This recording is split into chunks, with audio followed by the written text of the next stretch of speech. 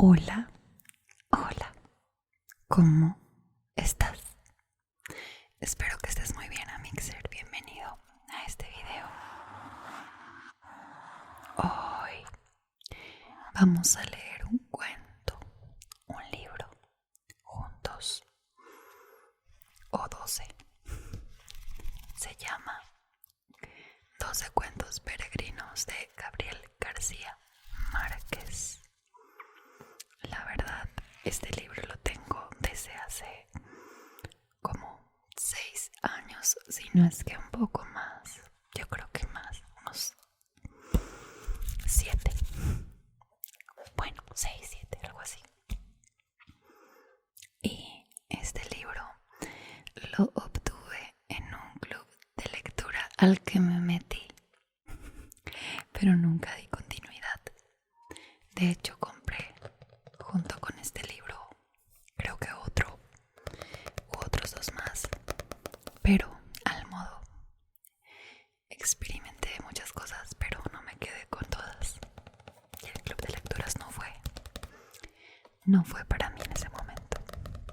Pero tengo este libro entonces que vamos a estrenar juntos, para leerlo juntos.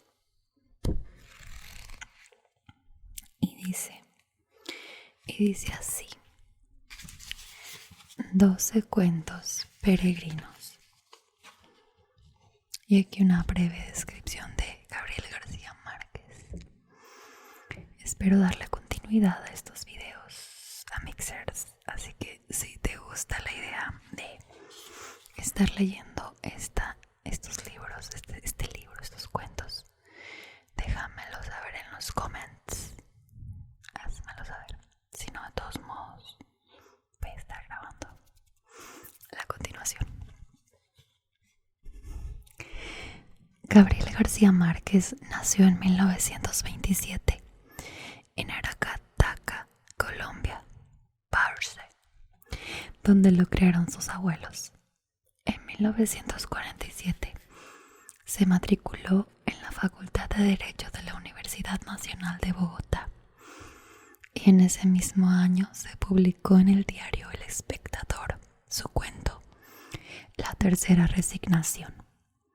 Al año siguiente comenzó su actividad periodística como colaborador en el diario El Universal de Cartagena. Desde entonces, sus textos han aparecido en innumerables periódicos y revistas de diversos países. En 1955 publicó su primer libro, La hojarasca, en el que ya bosquejaba el mundo fantástico de Macondo, cuyo esplendor lograría en 100 años de soledad. Su brillante trayectoria literaria se vio coronada con el Premio Nobel de Literatura en 1982, luego de haberse consagrado como uno de los grandes escritores de la lengua española. 12 cuentos peregrinos de Gabriel García Márquez.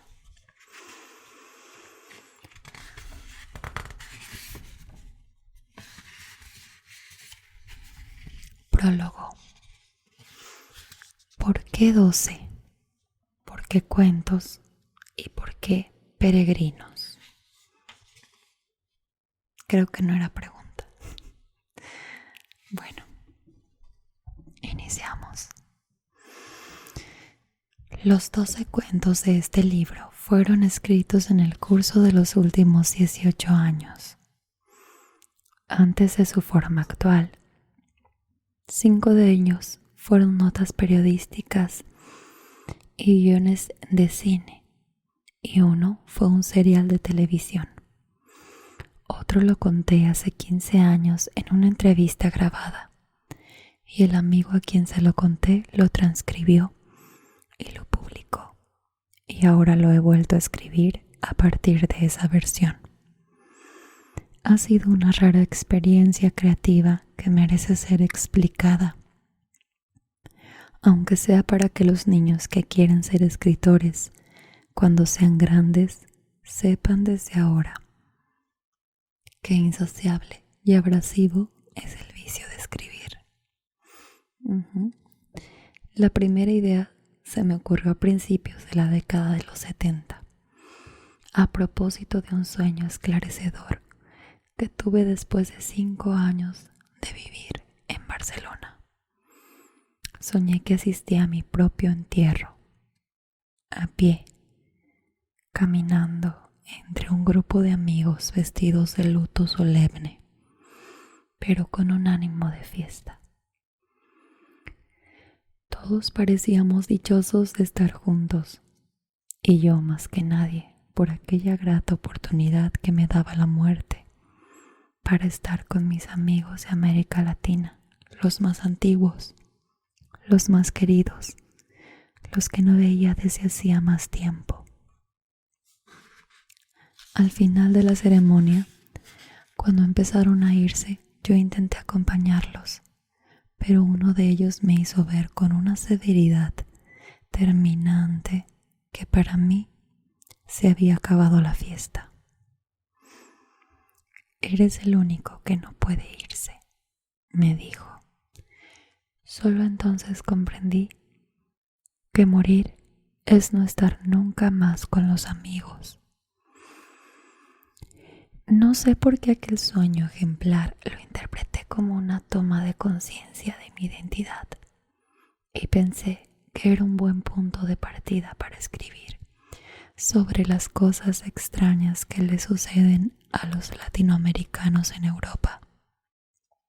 Fue un hallazgo alentador, pues había terminado poco antes el otoño del patriarca, que fue mi trabajo más arduo y azaroso, y no encontraba por dónde seguir. Durante unos 2 años tomé notas de los temas que se me iban ocurriendo, sin decidir todavía qué hacer con ellos. Como no tenía en casa una libreta de apuntes, la noche en que resolví empezar, mis hijos me prestaron un cuaderno de escuela. Ellos mismos lo llevaban en sus morrales de libros en nuestros viajes frecuentes, por temor de que se perdiera. Llegué a tener 64 temas anotados, con tantos pormenores que solo me faltaba escribirlos. Fue en México, a mi regreso de Barcelona en 1974, donde se me hizo claro que este libro no debía ser una novela, como me pareció al principio, sino una colección de cuentos cortos, basados en hechos periodísticos, pero redimidos de su condición mortal por las astucias de la poesía. Hasta entonces había escrito 3 libros de cuentos. Sin embargo, ninguno de los 3 estaba concebido y resuelto como un todo, sino que cada cuento era una pieza autónoma y ocasional, de modo que la escritura de los 64 podía ser una aventura fascinante si lograba escribirlos todos con un mismo trazo y con una unidad interna de tono y de estilo que los hiciera inseparables en la memoria del lector.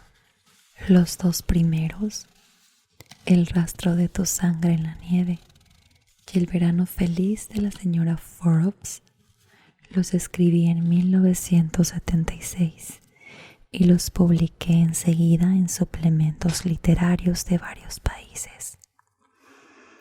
No me tomé ni un día de reposo, pero a mitad del 3er cuento, que era por cierto el de mis funerales, sentí que estaba cansándome más que si fuera una novela.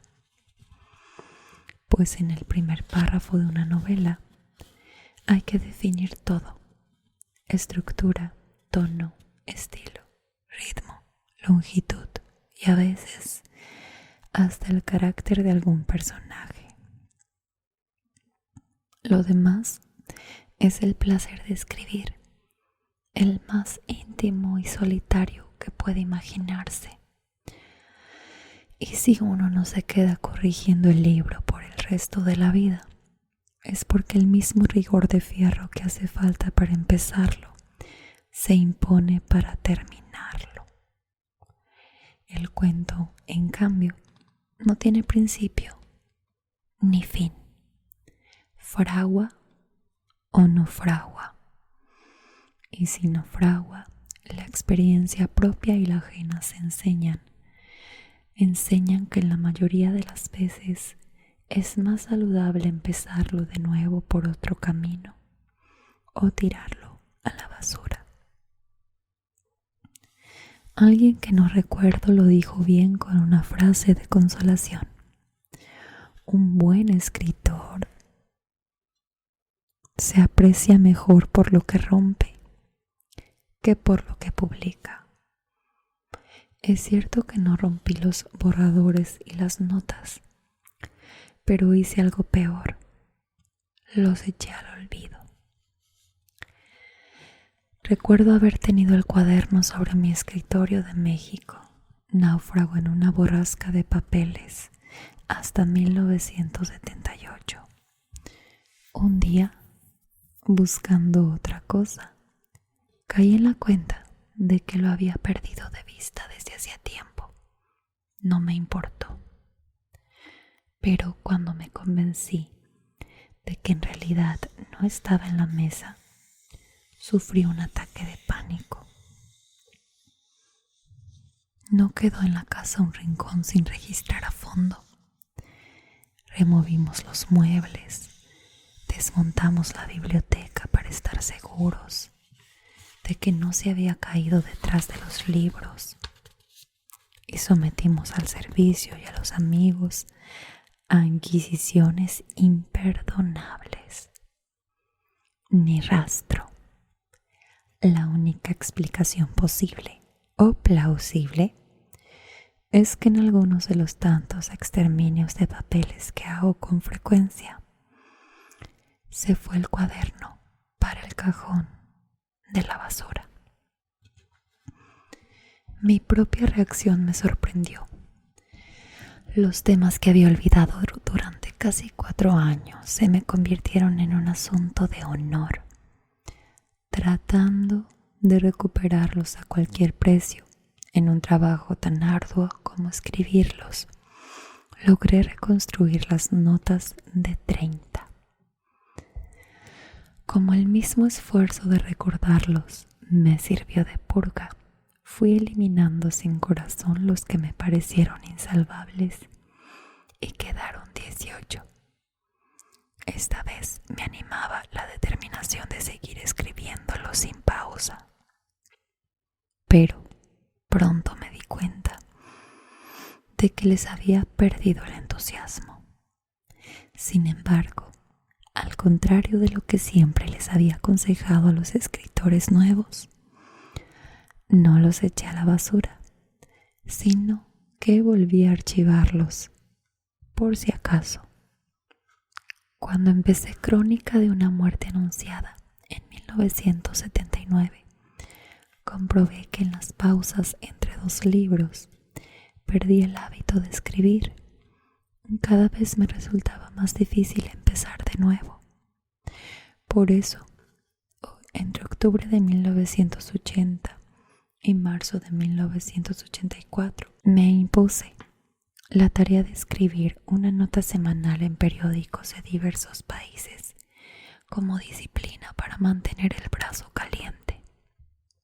Entonces se me ocurrió que mi conflicto con los apuntes del cuaderno seguía siendo un problema de géneros literarios y que en realidad no debían ser cuentos sino notas de prensa. Solo que después de publicar 5 notas tomadas del cuaderno, volví a cambiar de opinión. Eran mejores para el cine. Fue así como se hicieron 5 películas y un serial de televisión. Lo que nunca preví fue que el trabajo de prensa y de cine me cambiaría ciertas ideas sobre los cuentos, hasta el punto de que al escribirlos ahora en su forma final, he tenido que cuidarme de separar con pinzas mis propias ideas de las que me aportaron los directores durante la escritura creadora de los guiones. Además, la colaboración simultánea con 5 creadores diversos me sugirió otro método para escribir los cuentos. Empezaba uno cuando tenía el tiempo libre, lo abandonaba cuando me sentía cansado o cuando surgía algún proyecto imprevisto y luego empezaba otro. En poco más de un año, 6 de los 18 temas se fueron al cesto de los papeles, y entre ellos el de mis funerales, pues nunca logré que fuera una parranda como la del sueño. Los cuentos restantes, en cambio, parecieron tomar aliento para una larga vida. Ellos son los 12 de este libro. En septiembre pasado estaban listos para imprimir después de otros 2 años de trabajo intermitente, y así hubiera terminado su incesante peregrinaje de ida y vuelta al cajón de la basura, de no haber sido, porque a última hora me mordió una duda final. Puesto que las distintas ciudades de Europa donde ocurren los cuentos las había descrito de memoria y a distancia, quise comprobar la fidelidad de mis recuerdos casi 20 años después, y emprendí un rápido viaje de reconocimiento a Barcelona, Ginebra, Roma y París. Ninguna de ellas tenía ya nada que ver con mis recuerdos. Todas, como toda la Europa actual, estaban enrarecidas por una inversión asombrosa. Los recuerdos reales me parecían fantasmas de la memoria, mientras los recuerdos falsos eran tan convincentes que habían suplantado a la realidad. De modo que me era imposible distinguir la línea divisoria entre la desilusión y la nostalgia. Fue la solución final, pues por fin había encontrado lo que más me hacía falta para terminar el libro, y que solo podía dármelo el transcurso de los años: una perspectiva en el tiempo. A mi regreso de aquel viaje venturoso, reescribí todos los cuentos otra vez desde el principio en 8 meses febriles, en los que no necesité preguntarme dónde terminaba la vida y dónde empezaba la imaginación, porque me ayudaba la sospecha de que quizás no fuera cierto nada de lo vivido 20 años antes en Europa. La escritura se me hizo entonces tan fluida que a ratos me sentía escribiendo por el puro placer de narrar, que es quizás el estado humano que más se parece a la levitación. Además, trabajando todos los cuentos a la vez y saltando de uno a otro con plena libertad, conseguí una visión panorámica que me salvó del cansancio de los comienzos sucesivos y me ayudó a cazar redundancias ociosas y contradicciones mortales. Creo haber logrado así el libro de cuentos más próximo al que siempre quise escribir. Aquí está, listo para ser llevado a la mesa, después de tanto andar del tiempo al tambo peleando para sobrevivir a las perversidades de la incertidumbre. Todos los cuentos, salvo los 2 primeros, fueron terminados al mismo tiempo, y cada uno lleva la fecha en que lo empecé. El orden en que están en esta edición es el que tenían en el cuaderno de notas. Siempre he creído que toda versión de un cuento es mejor que la anterior. ¿Cómo saber entonces cuál debe ser la última? Es un secreto del oficio que no obedece a las leyes de la inteligencia, sino a la magia de los instintos. Como sabe la cocinera cuando está la sopa. De todos modos, por las dudas no volveré a leerlos, como nunca he vuelto a leer ninguno de mis libros por temor de arrepentirme. El que los lea sabrá qué hacer con ellos. Por fortuna, para estos 12 cuentos peregrinos, terminar en el cesto de los papeles debe ser como el alivio de volver a casa. Gabriel García Márquez, Cartagena de Indias, abril de 1992.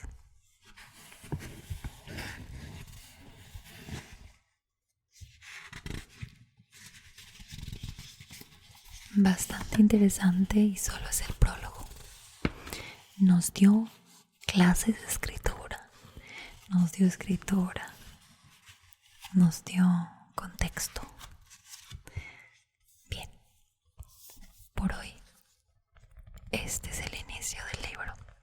Nos quedamos en el prólogo, pero quédate a Mixer atento para comenzar el primer cuento peregrino. Si te gusta esta idea y quieres que continuemos con todos los 12 cuentos peregrinos,